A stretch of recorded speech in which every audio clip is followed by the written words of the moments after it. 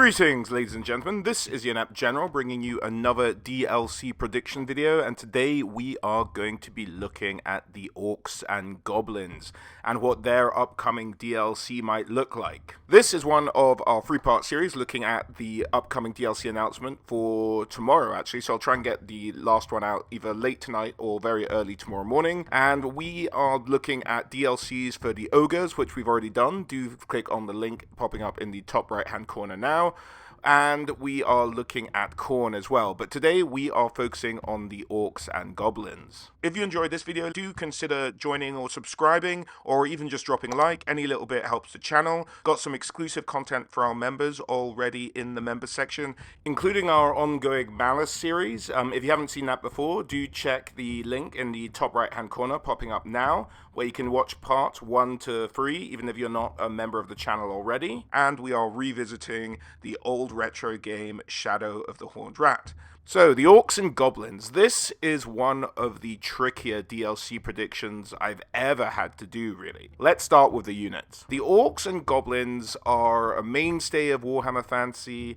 They are always around, and they have a huge amount of options for how you want to build out an Orc and Goblin army. Do you want all Gobbos? Do you want all Night Goblins? Do you want all Savage Orcs? There's just a whole bunch of options, and with this comes a huge amount of variation available. Now, we're just going to have a little list going along now that shows all the variations we are missing in the Orcs and Goblins roster at the moment. As you can see, it's vast and it's quite a lot, but we have to look at this from the perspective of Creative Assembly. How many of these variants are actually going to offer a significant option for their players to do differently?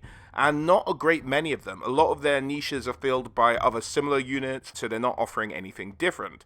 Now, if CA did a pack with maybe all of these, that might do it, but I think maybe even throwing 1 or 2 in them, we're just going to shout reskin at Creative Assembly, so they can't really win by giving us all these variations unless they give us all to them in one go, which I think seems very unlikely. Rather, we're going to get units that are maybe still on the list that offer something a bit more unique.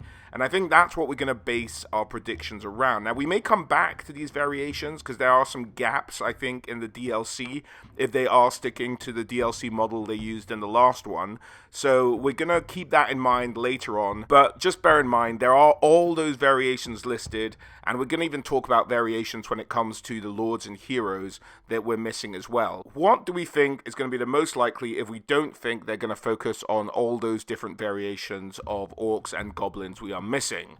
Well, I think we're going to start on the centerpiece of this DLC for the Orcs and Goblins, the big monster, and I think that is going to be the Colossal Squig. Now, squigs, for those of you who don't know, are sort of these strange, improbable, and often quite insane creatures that are weird half-fungoid, half-flesh beasts that breed and multiply in symbiosis with the greenskins. Night Goblins have tended to be the ones who cultivate and, tame them the most because they tend to live in caves with Night Goblins as well, and they tend to hunt a lot of the Night Goblins. But the creatures can range in size to that of sort of the size of a small cat, through up to the bestial hunting squig and the great cave squigs, but head and shoulder above all of those are the Colossal Squig, said to inhabit the depths of the Grey Mountains and the vaults.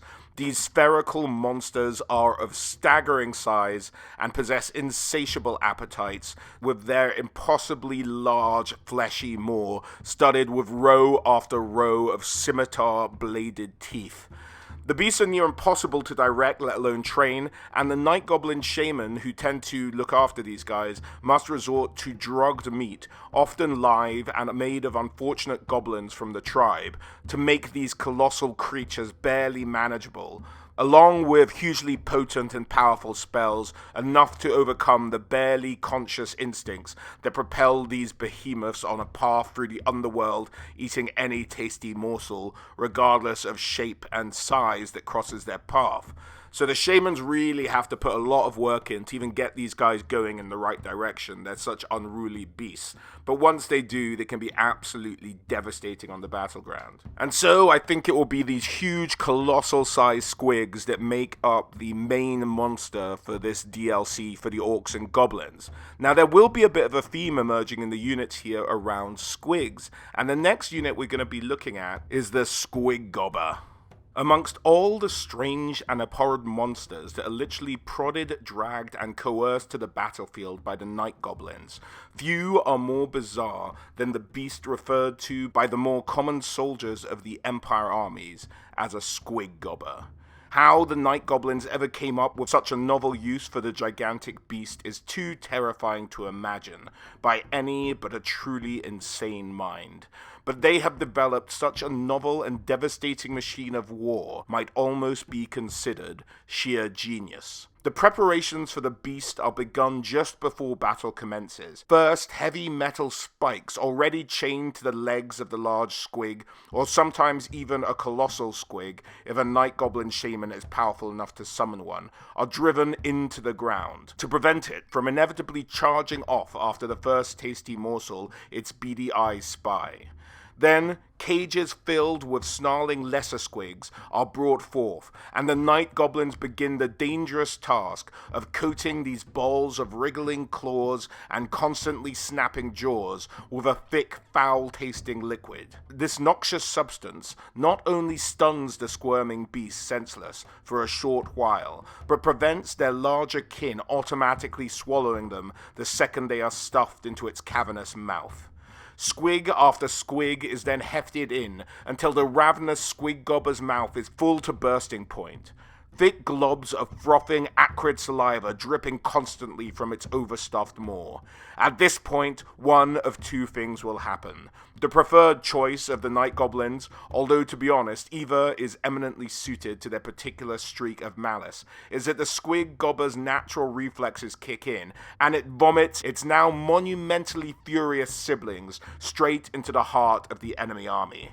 Otherwise, because the mixture used on the squigs has reacted with the Squig Gobba's own digestive juices, the eyes of the cumbersome brute suddenly cross, and without warning it explodes into a short-ranged but powerful blast of fiery fungus that smashes into anything near it. This is a truly unusual creature, and it had some really weird rules on the tabletop as well. It was, of course, large, it was unbreakable, and it had these rules which were Squig Gobba and tied down. For Squig Gobba is the idea that the night goblins accompanying the Squig Gobba follow a simple but endlessly entertaining routine during battle. Throughout the course of the conflict, they stuff smaller squigs smeared with the foul concoctions into the maw of the great squig, all the while betting on when it will vomit forth its mouthful of enraged, spit-covered squigs onto the enemy. The idea of this rule is that every turn, beginning with 0 count, the player must, and I repeat must, add 1 to 3 dice to the squig to see what its total will be, and then that is applied to a table. Every turn, you have to add at least 1, so the total will keep going up and up and up. That is unless the handlers die, in which case you don't have to keep adding dice to the result. And we'll get into that table in just a second. And the other rule is tied down, and that's just the idea that once they've got it nailed to the ground, so it doesn't run off after the next thing, it can't move. It can rotate to fire at enemies, but it can't move on the tabletop. That is unless an enemy gets too close, in which case, sort of within 8 inches it was on the tabletop, the squig on a roll of a 1 on a d6 would actually break free and then just run after the nearest enemy unit. So just fun, really fun little rules for this very odd unit. In terms of its table, if you rolled a 1 to 4 on however many dice you have in the squig at the moment, it's acid guts. That just means that it swallows some of the sort of foul concoction covered squigs and causing it to belch a horrendous gas that does strength 2 hits to anything within 6 inches of it, including its own handlers, but not itself. On a 5 to 9, it's stomach rumbling, which would mean you would basically double the amount of dice the squig would have in its stomach at the time. So say you picked 3 on the first turn, you get a roll of a 5. That then becomes 6, and then you still have to add in dice for that turn on the first rule, which was a Squig Gobba. So your dice pool gets increasingly large. Now, you might be seeing something coming up, but on a 10 to 6 Squig Torrent, this is the result you want. With a relieved groan, the great Squig vomits forth, sending an irate volley of slime-covered cave squigs over the battlefield. And that's just 24-inch range, it just goes and it fires as it should. Now, here's where it starts getting tricky. On a 17 plus, the great Squig swallows its mouthful of goo-smeared cave squigs. Unfortunately, the Night Goblin's potent concoctions they are slicked with react badly with its stomach acids, and the great Squig burps forth a horrific stream of burning bile. The cave squig itself takes D3 strength 6 hits, and all the tenders take a strength 6 hit each. And then you'd place the flame template at its mouth, and any units under the template would take a strength 6 hit as well.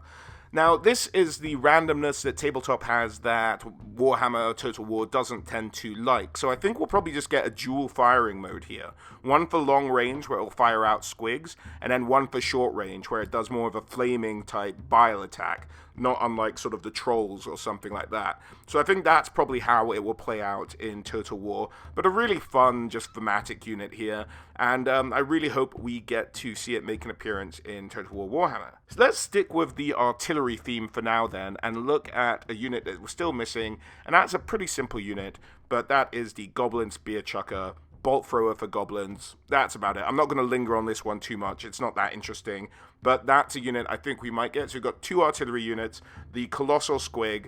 I think those are probably the most likely to make an appearance. Now we're getting into some, let's say, less sure territory, I think, in terms of what we might expect in this DLC. Starting off with the Mangler Squigs. And this is another Squig unit, another unit that speaks to the madness of the Night Goblins. And that's the idea that only the unhinged would try to catch a great cave squig to begin with, and only absolute maniacs with little regard for their life would dare chain 2 together.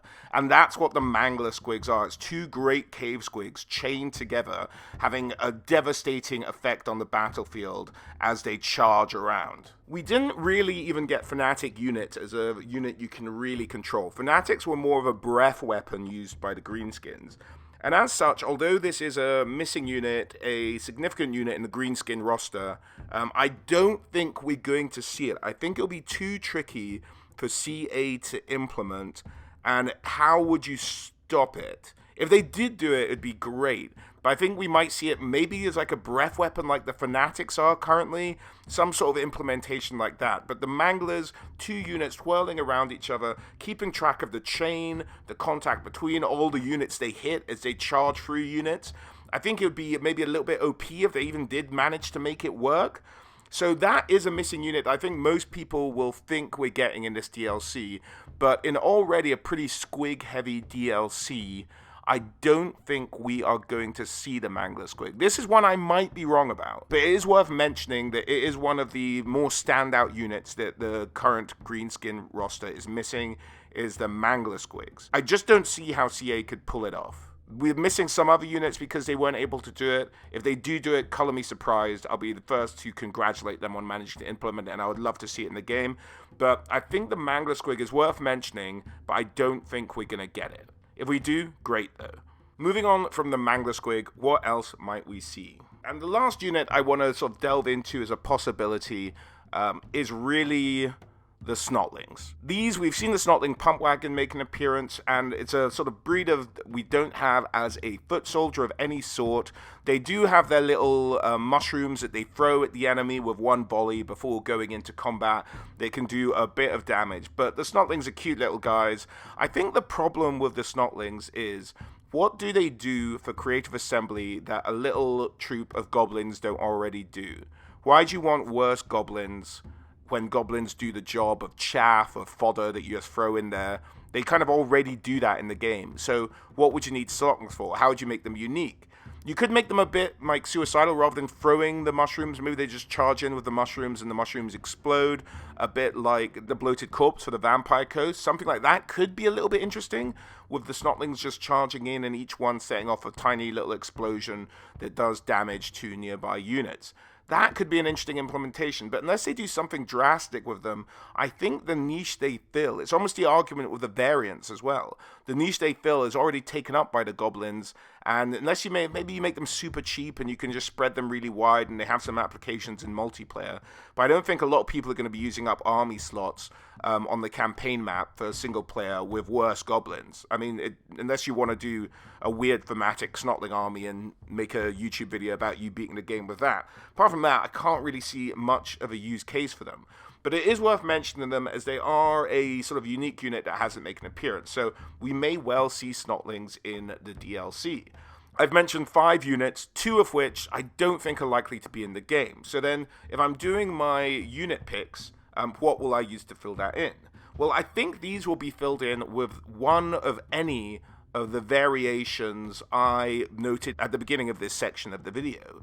It's just that I think they're just going to fill in some kind of orc, some kind of goblin variant, maybe a boar rider variant, something like that is probably going to go in these slots instead of the Snotling and the Mangler. But I knew if I didn't mention the Snotling and the Mangler, people were like, what about the Snotling and the Mangler? That is true. I just don't, I'm just making a case the way that CA would look at it. I'd love to see the Snotling and the Manglers both in the game. I want to see everything in the game. But I don't think in this DLC, the Snotlings or the Mangler Squig are necessarily going to make an appearance, as we're already seeing perhaps the Colossal Squig and the Squig Gobba. It'd be very Squig heavy if we did it that way. So let's leave the units there. We're going to summarize all my thoughts on the entire DLC package at the end of the video. They are timestamped below if you want to skip ahead to that section. But now let's talk about Lords.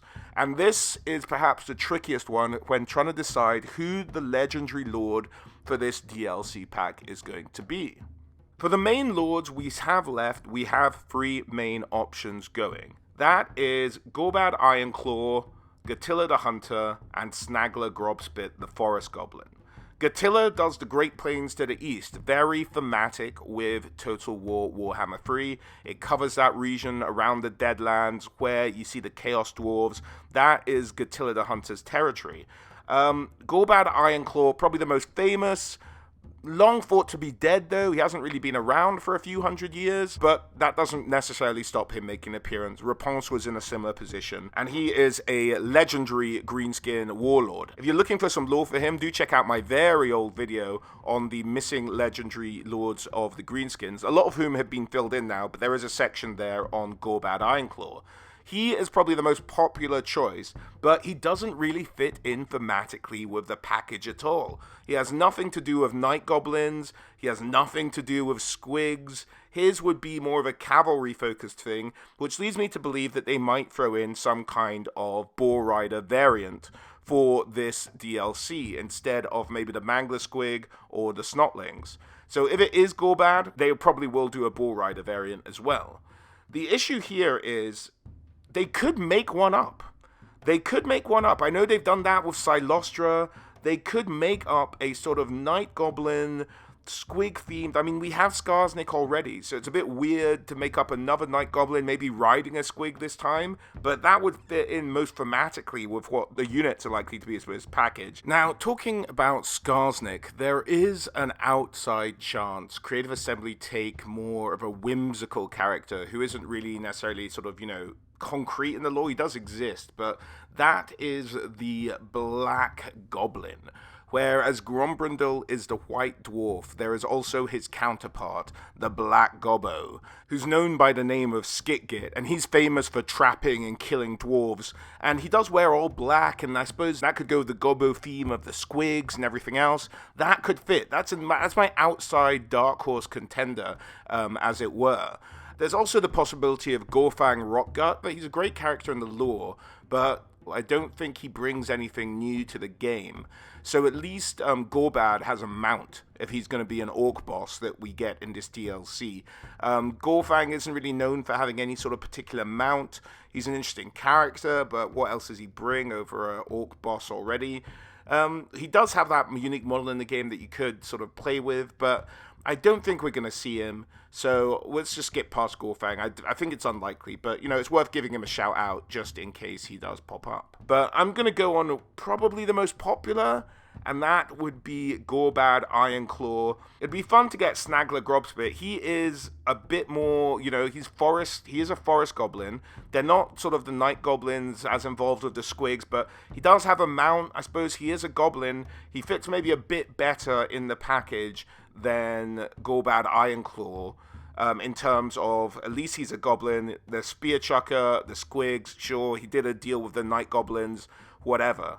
Thematically, he fits a little bit better, but don't know what we're going to get. I'm going to have to pick one of them, maybe wait for the summary to see which one I end up settling on. In terms of generic lords, it could be anything really. I mean, in terms of what we're missing for the lords at the moment, there's no orc magic user as a generic lord.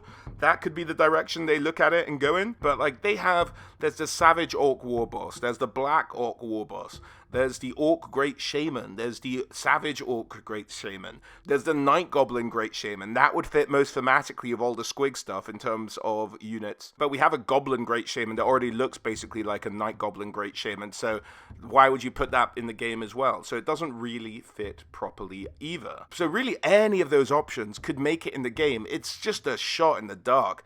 I do not know which direction they're going to go in, so I'll make I don't know. I think probably a magic using orc. So I'm going to guess going forward for this one, probably just going to be an Orc Great Shaman. That's just a shot in the dark, could be any of them, but that's my gambit because we don't have an Orc magic user as a lord in the game yet. In terms of heroes, we go back to our other options. And the legendary hero is probably going to be Snagler, if he's not the legendary lord, or Gatilla the Hunter. Probably looking at Gatilla the Hunter considering the regions that Total War Warhammer 3 takes most focus from, but Snagler could be in there. Snagler would be interesting as well. That's a 50-50 shoot, but I'm going to say Gatilla. Let's just go with Gatilla the Hunter. I think Snagler's maybe a bit more interesting, but Gatilla with his wolf tribes make a lot of sense. But again, it's 50-50. I don't. If Snagler's the legendary lord, then it's going to be Gatilla.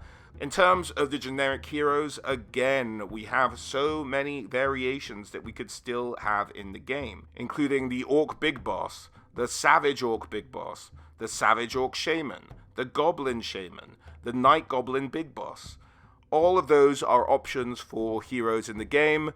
In terms of what we already have, we have a Goblin Big Boss, we have a Night Goblin Shaman, we have an Orc Shaman, we have a Giant River Hag, and we have the Black Orc Big Boss.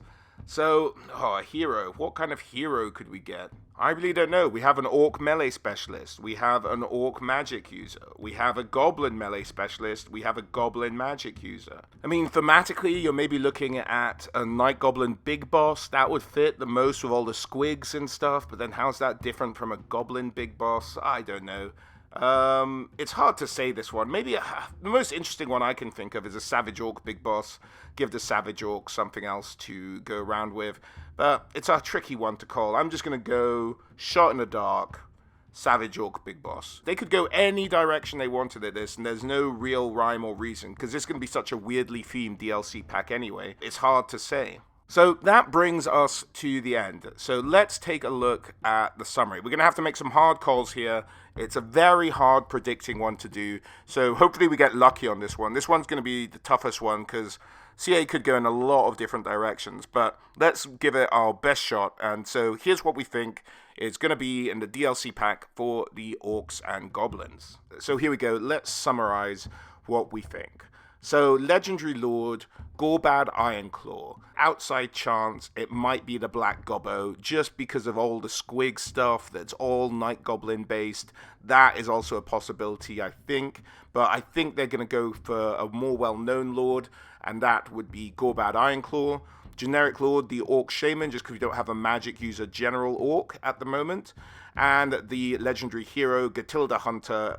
It could be Snagler. It's really a 50-50. I just went for Gatilla because he fits the regions of Warhammer 3 a little bit better than necessarily Snagler, who is still in sort of the forest near Midland, but it's a tough one. I just chose Gatilla.